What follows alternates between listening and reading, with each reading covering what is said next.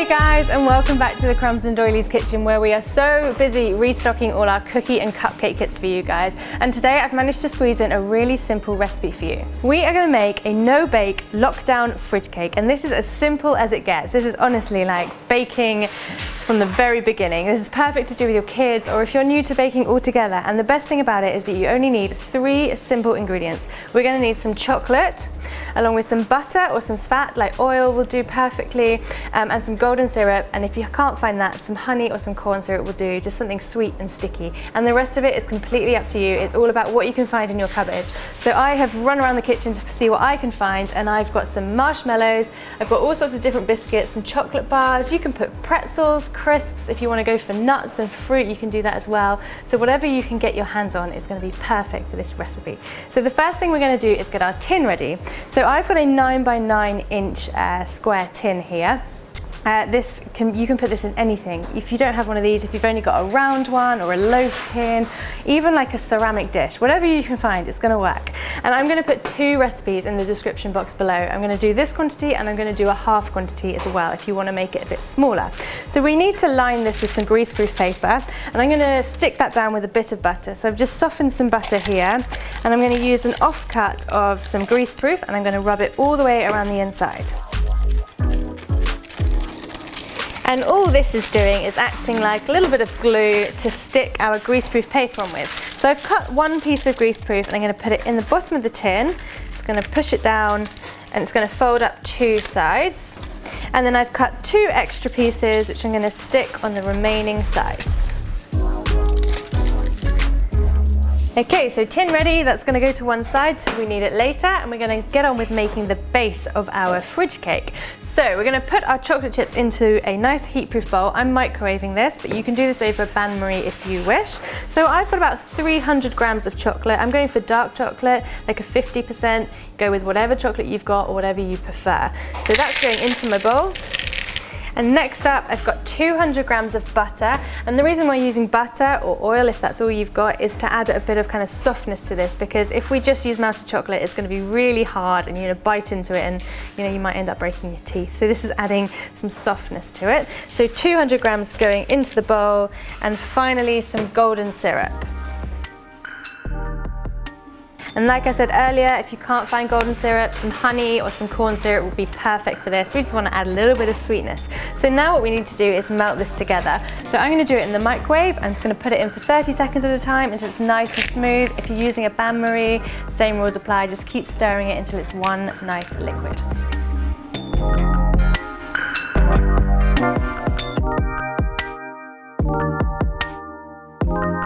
So that took about a minute for me to melt all of this together, and it is smelling and looking absolutely delicious. But now is the fun part where we just get to chuck whatever we want to chuck into it. And I'm going to start off with some biscuits. So I found all sorts of different biscuits here. We've got some Oreos, some custard cream, I've got some Biscoff and Bourbon biscuits. So I'm going to chuck loads of those in. I'm going to break them up into little pieces first. So this is a great way of using up all your bits and bobs in the back of your cupboard. So I'm going to stick with that amount of biscuits for now, and I'm going to go in with some chocolate bars. So I've got different types of ones here. They're probably called different things in different countries, but I've got some caramelly biscuity ones and a Bounty which is coconutty. So giving some different flavours and textures into this.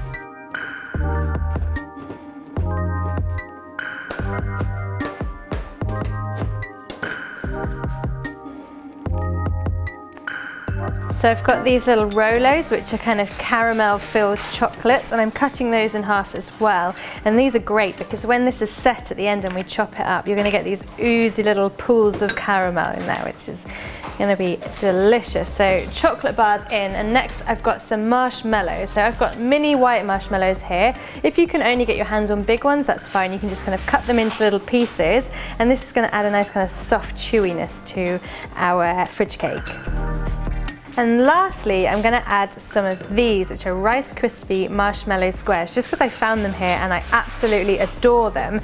You could actually just go ahead and put in some just like cereal, like Rice Krispies or Frosties or corn flakes, something for a little bit of crunch. So I'm going to go in with a few of these. And now all we need to do is give it a good stir and see if we want to add anything else.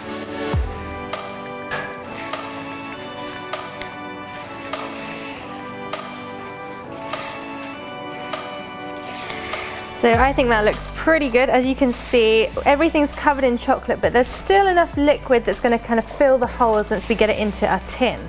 So grab back your tin or your dish, whatever it is you're using, and just dump it all in.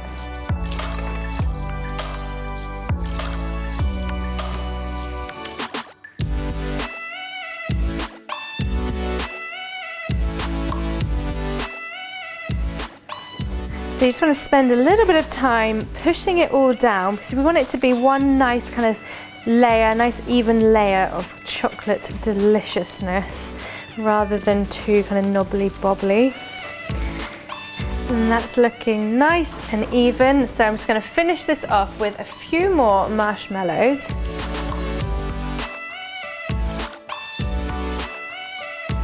And some pretzels because I love a little bit of salt in this. You could use like just salted crisps as well. And they're going to add a nice little crispy texture to it as well. So I'm going to break a few of those up. And I think this just needs a little bit of colour to give a bit of pop. So I've got some Smarties, or you can use M&Ms or something similar. I'm going to sprinkle a few of those over as well.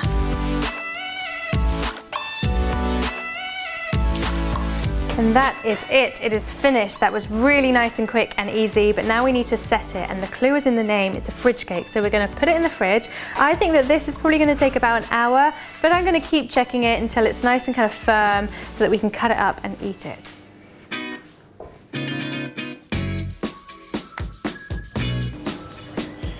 My fridge cake has set, and it took about an hour in total, just like I thought, and it's nice and firm, so we can have a little look inside.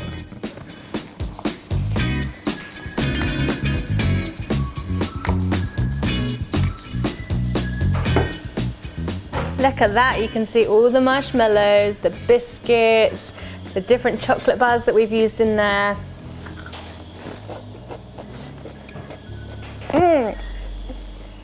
I love it. I think it's amazing.